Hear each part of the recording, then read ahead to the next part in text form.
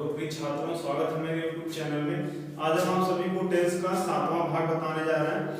6वें भाग तक आपका कंप्लीट हो चुका है। 6वें भाग में आपको पास्ट कंटीन्यूअस तक का कंप्लीट हुआ है। 7वें भाग में आपको पास्ट परफेक्ट बताने जा रहे हैं। ठीक है, अब देखिए 7वें भाग में आपको बताना है पास्ट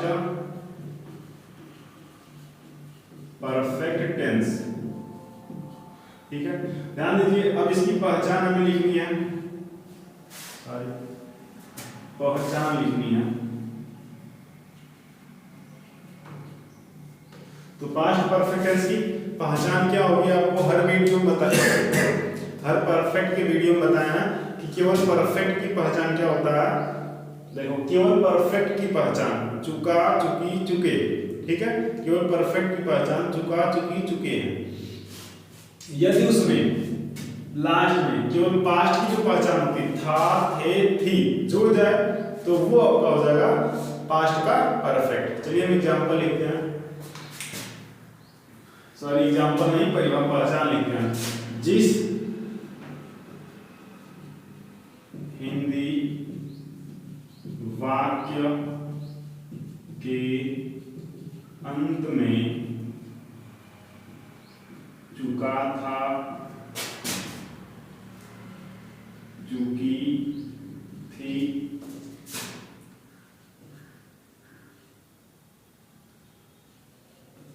चुके थे तथा या था, ही थी, ए थे। यहां पे देखिए आप एक पहचान इसकी और होती है, चुका था, चुकी थी के अलावा यदि आपका सेंटेंस लास्ट में या यानी आ की मात्रा जो होता है वो आ जाए और लास्ट में था लगा हो तो भी आपका पास्ट का परफेक्ट ही होता है। हम आपको एग्जांपल लेके बताएंगे अभी। देखिए, चुका, चुके थे तथा या था, ये थी, ए थे, आदि शब्द आता है तो वह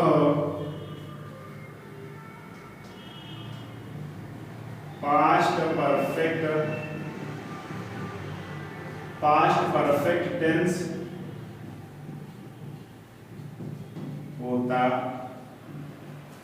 ठीक है, देखिए जिस हिंदी वाक्य के अंत में चुका था, चुकी थी, चुके थे तथा या था, ये थी, ए थी। ठीक है, यहाँ पे आपका मात्रा लिखनी है, आप इसे ये चीज भी लिख सकते हो, ये थे। ठीक है, ये थे, आदि शब्द आता है तो वह पास्ट परफेक्ट टेंस होता है। ठीक है, अब चलिए हम इसके पहले सेंटेंस में चलते हैं। पहला सेंटेंस क्या होता है? अफर्मेटिव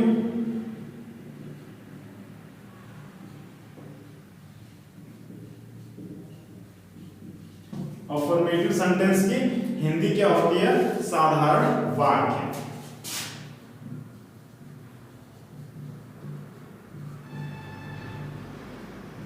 ठीक है, साधारण वाक्य अफर्मेटिव सेंटेंस की हिंदी होती है। चलिए देखिए, अब हम आपको इसका एग्जांपल बताने जा रहे हैं। पहले रूल लिख लेते हैं। इसका रूल क्या होगा? Subject plus had plus verb का थर्ड फॉर्म प्लस में ऑब्जेक्ट फुल स्टॉप। ध्यान दीजिए, कोई भी परफेक्ट है, चाहे प्रेजेंट का हो, चाहे पास्ट का हो, चाहे फ्यूचर का हो। ठीक है, परफेक्ट है तो वर्ब का हमेशा थर्ड फॉर्म ही लगता है। तो इसका एग्जांपल लेते हैं। जैसे यहाँ पे थोड़ा साइन कर रहा होगा लेकिन फिर भी दिख रहा है। जैसे वह अपने स्कूल जा चुका था। ठीक है, ध्यान दीजिएगा, वह अपने स्कूल जा चुका था। हमें एक और सेंटेंस लिखते हैं जो कि सेम मतलब होगा, सेम सेंस रहेगा उसका। वह अपने स्कूल गया था। देखो, अभी ये दोनों सेम है। देखो, सेंटेंस में कोई अंतर नहीं है। वह अपने स्कूल जा चुका था या वह अपने स्कूल गया था, इन दोनों का सेंटेंस एंड ट्रांसलेशन एक ही होगा। तो देखिए हम लिखेंगे। और एक चीज ध्यान दीजिए, ये जो हेड है ये आपका होता है हेल्पिंग वर्ब, ठीक है। हेल्पिंग वर्ब होता है ये एक वचन और बहुवचन दोनों के लिए होता है, ठीक है। तो अब देखिए सब्जेक्ट यहाँ पे होता है और पीछे से जो पहचान के बाद जो चीज होता है ये आपका वर्ब होता है, उसी के जस्ट बाद आपका ऑब्जेक्ट होता है, उसके बाद जो आता है आपका अदर वर्ड होता है। तो देखिए यहाँ पे हो जाएगा ही हैड, देखिए हेड के हेल्पिंग वर्ब। अब हम आ जाएंगे वर्ब जाना है तो क्या हो जाएगा, थर्ड फॉर्म लिखना, तो वो का थर्ड फॉर्म गॉन होता है, गॉन टू। अब याद रखना कहीं भी पोसेसिव केस जो अपना होता है ये पोसेसिव केस होता है, अब कहीं भी लगा तो जिसके साथ लगा वो दोनों साथ में लिखा जाएगा, ना कि आगे पीछे करके लिखा जाएगा। तो ये अपना वह है, तो यहाँ पे हिज लगेगा, हिज स्कूल। और देखिए इसका जो सेंटेंस और ट्रांसलेशन होगा सेम होगा, इसमें कोई अंतर नहीं होगा। तो देखिए फिर से देख लीजिए, लास्ट में जा चुका था और यहाँ पे या था जो कि पहचान में लिखवा दिए यहाँ पे, ठीक है। या था और या तो चुका था सेम होता है, तो इन दोनों का ट्रांसलेशन सेम होगा। तो आप ये इसका भी लिख लीजिएगा। अब एक एग्जांपल और लिख के बताते हैं।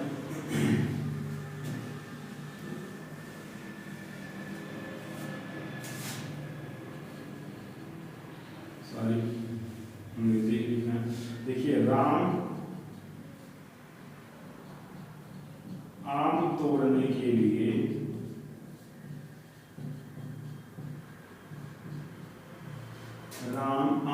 के लिए पेड़ पर चढ़ चुका था, ठीक है। अब ध्यान दीजिए, अगर हम इसी सेंटेंस को अभी लिखते हैं कि राम आम तोड़ने के लिए पेड़ पर चढ़ गया था, तब भी सेम होता, या चढ़ चुका था तब भी सेम है। तो अब इसे ट्रांसलेट करिए। देखिए ये आपका होता है सब्जेक्ट, आप एकदम पीछे आ जाइए, पहचान को छोड़ दीजिए, उसके बाद होता वर्ब होता है, उसी के जस्ट बाद आपका क्या होता है ऑब्जेक्ट होता है, ठीक है। तो अब बाकी जो है सब अदर वर्ड है, तो हम ट्रांसलेट करते हैं। देखिए राम एक वचन है, तो सॉरी यहाँ पे वचन से मतलब ही नहीं है, एक वचन हो चाहे बहुवचन हो, हमें लगाना हेड है, हेड। अब आ जाइए वर्ब, चढ़ना का होता है क्लाइंब, तो क्लाइंब्ड हो जाएगा, ठीक है। ईडी लग गया, थर्ड फॉर्म हो गया। राम हैड क्लाइंब्ड, कहां पे, देखिए पर का क्या होगा ऑन द ट्री, देखिए पेड़ का ट्री हो गया। के लिए का होता है आपका मीनिंग फार या फार। तोड़ना का होता है प्लग, PLUCK, प्लग क्या तोड़ रहा है, मैंगो, यानी प्लग द मैंगो, ठीक है, कंप्लीट हुआ। अब हम आपको नेगेटिव सेंटेंस बताने जा रहे हैं। पहला आपका हो गया सेंटेंस, अब इसका हम नेगेटिव सेंटेंस आपको बताने जा रहे हैं।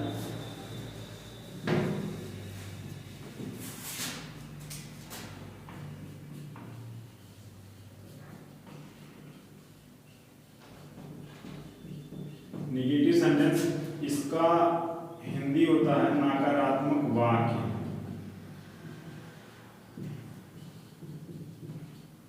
नकारात्मक वाक्य। अब इसका रूल लिखेंगे तो subject plus had plus not plus verb का third form plus object, full stop, ठीक है।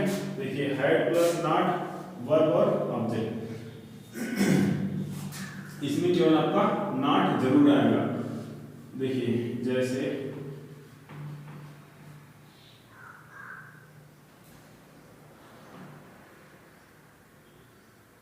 वे किताब पढ़ने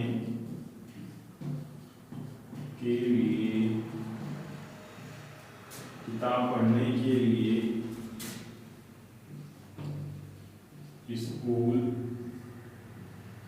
जा चुका था, सॉरी नहीं लगाना है इसमें, वे किताब पढ़ने के लिए स्कूल नहीं जा चुका था।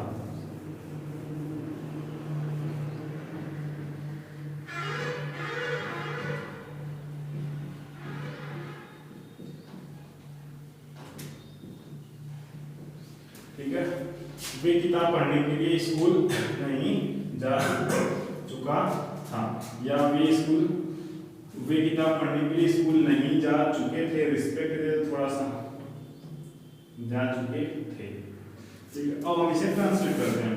देखिए वे सब्जेक्ट है तो पहले लिखेंगे इनकी मीनिंग हो गया दे, तो दे बहुवचन, लेकिन आपको यहाँ बहुवचन और एकवचन से मतलब नहीं, क्योंकि दोनों के लिए आपको सब्जेक्ट सॉरी हेल्पिंग वर्ब जो है हेड ही है, तो दे के लिए भी है आपका हेड रहेगा।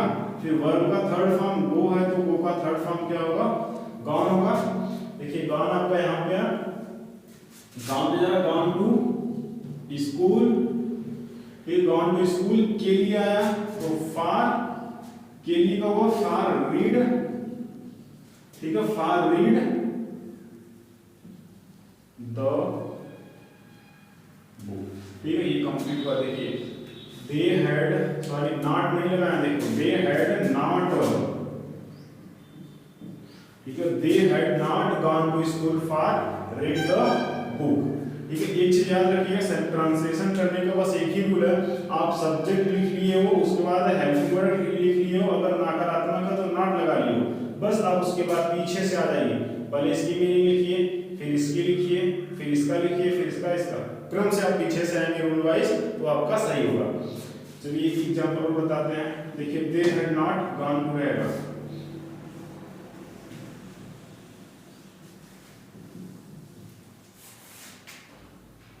सीता राम के साथ वनवास नहीं जा चुकी थी। ठीक है, देखिए सीता राम के साथ वनवास नहीं जा चुकी थी, हम इन्हें बताते हैं। देखिए सीता हैड नॉट, ठीक है, देखिए सब्जेक्ट हुआ, हेल्पिंग वर्ब हुआ और नकारात्मक आया था, नेगेटिव हुआ, बस हम बोले आप पीछे से आ जाओ, ये नकारात्मक था, बस इसे छोड़ के क्रम से आप आओ, ये ले लो, पहले नकारात्मक है तो Sita had not gone to, वनवास का होता है एग्जाइल, के साथ का होता है विद, उसके बाद किसके साथ है तो राम, ठीक है, विद राम। आपका निगेटिव सेंटेंस का भी दो एग्जांपल हो चुका है, अब आपको हम इंट्रोगेटिव सेंटेंस बताने जा रहे हैं। देखिए इंट्रोगेटिव सेंटेंस का रूल आपका होगा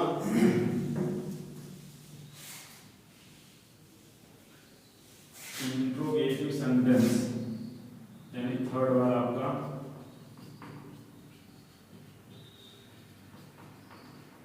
इंट्रोगेटिव सेंटेंस का होता है प्रश्नवाचक वाक्य,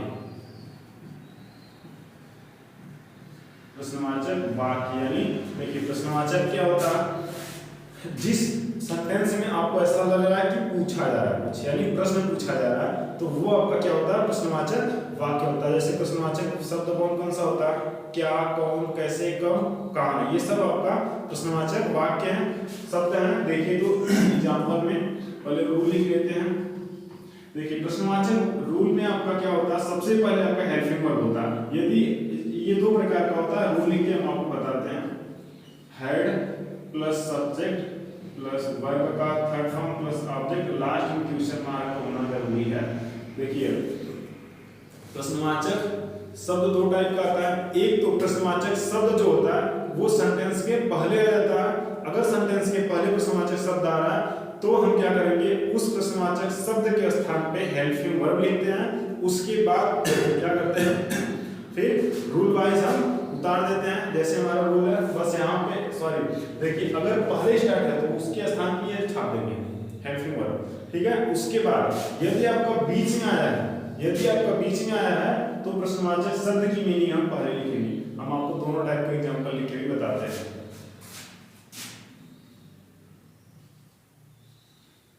वह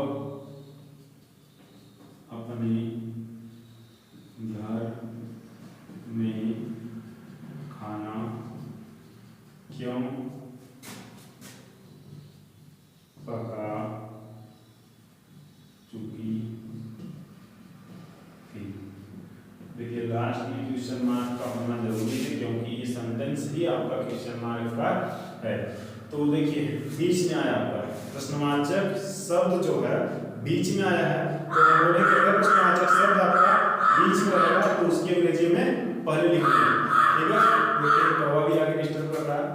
तो प्रश्नवाचक शब्द की मीनिंग पहले लिखिए वाई, वाई के बाद अब हमें रूल वाइज उतार लेना है। वाई हैड, ठीक है, वाई हैड, फिर लिखेंगे हम सब्जेक्ट। तो और एक चीज याद रखिए, ये वह है लेकिन वह की मीनिंग क्या लिखनी है, यहाँ पे चूंकि थी है तो वह की मीनिंग हमें क्या लिखना है, she. Why had she cooked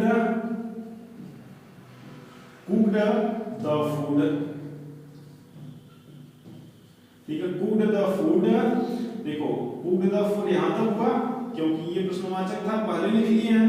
ठीक है, ये हो गया। इसके बाद ये लिखना है इन हर हाउस,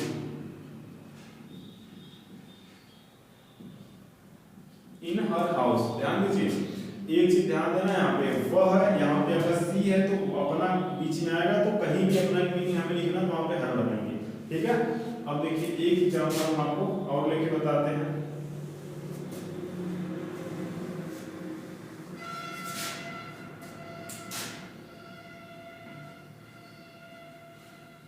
प्रश्नवाचक शब्द से स्टार्ट करते हैं। क्या तुम घूमने के लिए, क्या तुम घूमने के लिए अपने मित्र के साथ, क्या तुम घूमने के लिए अपने मित्र के साथ आगरा जा चुके थे। ठीक है, अब देखिए ये सेंटेंस आपका किस रूप का आया, प्रश्नवाचक शब्द से स्टार्ट है। तो हम बोले अगर प्रश्नवाचक शब्द से स्टार्ट हो तो उसके स्थान पे हमें हेल्पिंग वर्ब लिखनी है। यानी यहाँ पे आप क्या हेड लिख दीजिए, इसकी अंग्रेजी आपको नहीं लिखनी है। अब हमें लिखना सब्जेक्ट है यू आपका। ठीक है, यू के बाद अब आ जाइए पीछे से आपका है जाना। You had you gone to Agra, के साथ का होता है विथ। अब देखिए के साथ का हो गया विथ, अपना मित्र है, देखिए यू रहेगा तो अपना का बीच में योर लगाना है, योर फ्रेंड हुआ। फिर के लिए का होता है फार, के लिए का फार होता है। फिर घूमने का यहाँ पे हमें लगाना है विजिट। ठीक है, वार नहीं लगाएंगे, यहाँ पे विजिट लगाना है। ठीक है, अब देखिए हम आपको अगला सेंटेंस इंट्रोगेटिव नेगेटिव का बताने जा रहे हैं।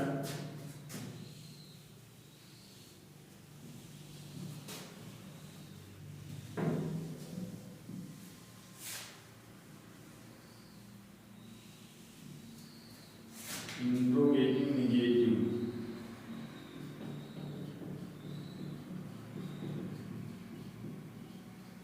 इंट्रोगेटिव नेगेटिव सेंटेंस यानी प्रश्नवाचक नकारात्मक वाक्य। ठीक है, रूल लिखिए, रूल देखिए वही आपका रहेगा, हेड प्लस सब्जेक्ट प्लस केवल यहाँ पे आपको नॉट लगाना है, प्लस वर्ब का थर्ड फॉर्म प्लस ऑब्जेक्ट और प्लस में क्वेश्चन मार्क। जैसे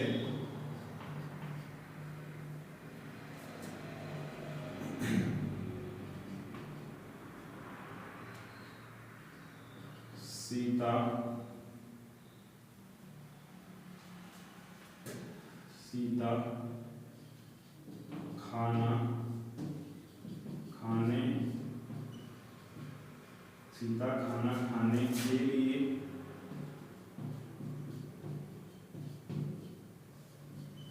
क्यों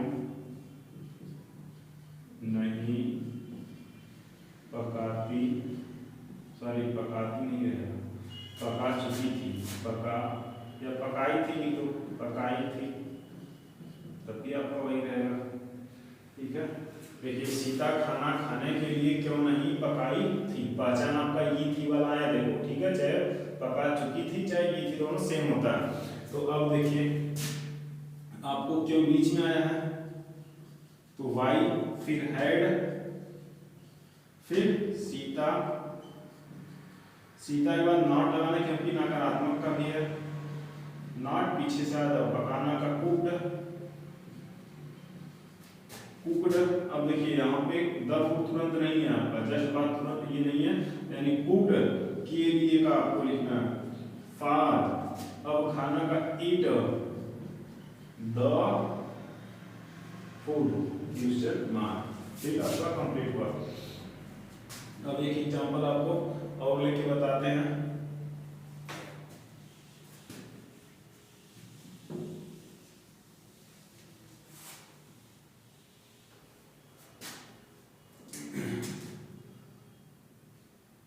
वह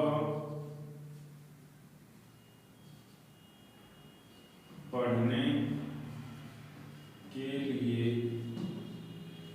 वह पढ़ने के लिए किताब खरीदने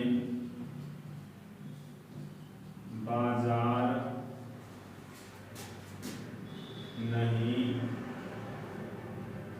जा चुका था। वह पढ़ने के लिए किताब खरीदने बाजार नहीं जा चुका था। चलिए देखिए यहाँ पे आपका भी एक चीज छुटा हुआ क्वेश्चन मार्क लगा दिए हैं, आपको हम आगे क्वेश्चन मार्क यहाँ पे लगा देते हैं। यानी क्या वह पढ़ने के लिए, क्या वह पढ़ने के लिए किताब खरीदने बाजार नहीं जा चुका था। देखिए क्या से प्रारंभ है, तो हम पहले क्या लिखेंगे हैड, फिर सब्जेक्ट ही, फिर नॉट, उसके बाद आप आ जाइए पीछे से नॉट गॉन टू, देखिए गो का हुआ, फिर gone to market, gone to market खरीदना का, बाई द बुक के लिए का, फॉर पढ़ना का, read for read.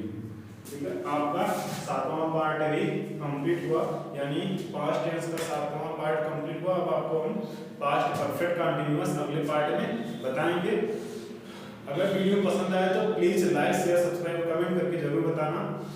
Thank you for watching this video.